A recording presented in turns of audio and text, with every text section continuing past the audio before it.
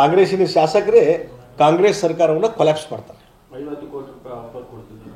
50 ಕೋಟಿ ಆಫರ್ ಮಾಡಿದರೆ ಅದು ಓಪನ್ ಆಗಿ ನಿಂತು ಹೇಳಿ ಯಾರಾದರೂ ಸುಮ್ಮನೆ ಅಲ್ಲಿ ಸುದ್ದಿಗಳನ್ನು ಮಾಡುವಂಥದ್ದು.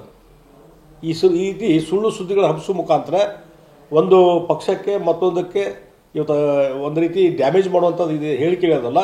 ಅದಕ್ಕೆ ಸಿದ್ದರಾಮಯ್ಯ ಹೇಳಿ ಹಂಗಾರೆ ಯಾರು 50 ಕೋಟಿ ಕೊಡಕ್ಕೆ ಬಂದಿದ್ದರು, ಯಾರವರು ಹೆಸರು ಹೇಳಿ. ಮೊನ್ನೆ ಶ್ಯಾಮನೂರು ಶಿವಶಂಕರ್ ಹೇಳಿದರು, ಹೌದಪ್ಪ ನಮ್ಮ ರಾಜ್ಯಸಭೆಗೆ ಮತ ಕೇಳಕ್ಕೆ ಬಂದಿದ್ದರು, ನಮಗೇನು ಹಣ ಆಫರ್ ಮಾಡೇ ಇಲ್ಲ ಅವರು ಬಿ ಜೆ ಪಿಯವರು, ಅವ್ರಿಗೆ ಎಲ್ಲ ಮತ ಕೇಳಕ್ಕೆ ಎಲ್ಲರಿಗೆ ಹಾಕ್ತದೆ, ನನ್ನ ಕಡೆ ಯಾರು ರೊಕ್ಕ ಕೊಡೋಕೆ ಬಂದೇ ಇಲ್ಲ ಅಂತ ಹೇಳಿದರು. ಡಿ ಕೆ ಶಿವಕುಮಾರ್ ಸ್ಟೇಟ್ಮೆಂಟಿಗೆ ವಿರುದ್ಧವಾಗಿ ವ್ಯತಿರಿಕ್ತವಾಗಿ ಶ್ಯಾಮನೂರು ಹೇಳ್ತಾರಂತಂದರೆ ಎಷ್ಟು ಹಸಿ ಸುಳ್ಳುಗಳನ್ನು ಸಿದ್ದರಾಮಯ್ಯನವರು ಡಿ ಕೆ ಶಿವಕುಮಾರ್ ಮಾತಾಡ್ಲಿಕ್ಕೆ ಚಾಲು ಮಾಡಿದ್ದಾರೆ ಅಂದರೆ ಒಂದು ರೀತಿ ಇಲೆಕ್ಷನ್ದಲ್ಲಿ ಅವ್ರಿಗೆ ಹೆದರಿಕೆ ಸ್ಟಾರ್ಟ್ ಆಗಿದೆ. ಈ ಲೋಕಸಭಾ ಚುನಾವಣೆಯಲ್ಲಿ ನಾವು ಗೆಲ್ಲಲಿಕ್ಕೆ ಸಾಧ್ಯ ಇಲ್ಲ ಅನ್ನುವಂಥದ್ದು ವಾತಾವರಣ ಇದೆ. ಅದಕ್ಕಾಗಿ ಅದನ್ನು ಡಿಫೆಂಡ್ ಮಾಡಲಿಕ್ಕೆ ಈ ರೀತಿಯಾದಂಥ ಒಂದು ಬೇಸ್ ಕ್ರಿಯೇಟ್ ಮಾಡುವಂಥ ಕೆಲಸ ಅವರೆಲ್ಲ ಮಾಡ್ತಾ ಇದ್ದಾರೆ.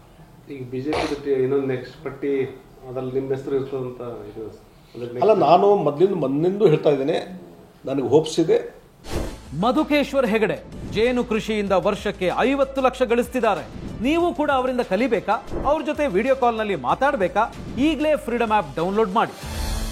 ಮತ್ತು ಮೇಲಿಂದು ಗ್ರೀನ್ ಸಿಗ್ನಲ್ ಕೊಡ್ತಾರೆ ಅನ್ನುವಂಥ ಒಂದು ವಿಶ್ವಾಸ ನಾನು ಇಟ್ಟಿದ್ದೀನಿ. ಬಹುಶಃ ಇವತ್ತು ಮತ್ತೊಂದು ಪಟ್ಟಿ ರಿಲೀಸ್ ಆಗ್ಬೋದು ಅನ್ನುವಂಥದ್ದು ನಾವು ನಿರೀಕ್ಷೆ ಮಾಡ್ತಾ ಇದ್ದೀವಿ. ಕೆಲವೊಂದು ಕ್ಷೇತ್ರದಿರ್ಬೋದು, ಕೆಲವೊಂದು ಬೆಳಗಾವಿದು ಏನು ಕಗ್ಗಂಟಿಲ್ಲ. ಇವತ್ತು ಅಲ್ಲಿ ಯಾವುದು ಎಲ್ಲ ನಾಯಕರ ಜೊತೆ ಮಾತಾಡಿದ್ದೀನಿ, ಎಲ್ಲವನ್ನು ವಿಶ್ವಾಸ ತೊಗೊಂಡಿದ್ದೀನಿ. ಮತ್ತು ನಾಗರಿಕರು ಅಲ್ಲಿದ್ದಂಥ ನಾನ್ ಪೊಲಿಟಿಕಲ್ ನಾಗರಿಕರು ಸಹಿತ ನಾನು ಬೇರೆ ಬೇರೆ ಹಂತದಲ್ಲಿ ಫೋನ್ ಮಾಡ್ತಾರೆ, ಇಲ್ಲ ಜಗದೀಶ್ ಶೆಟ್ಟರೆ ಆದಷ್ಟು ಬೇಗನೆ ಬನ್ನಿ, ಇಲ್ಲಿ ಚುನಾವಣೆ ನಿಲ್ಲಿ ಅನ್ನುವಂಥ ಆಹ್ವಾನ ಅಲ್ಲಿಯ ಎಲ್ಲ ನಾಗರಿಕರು ಕೊಡ್ತಾ ಇದ್ದಾರೆ.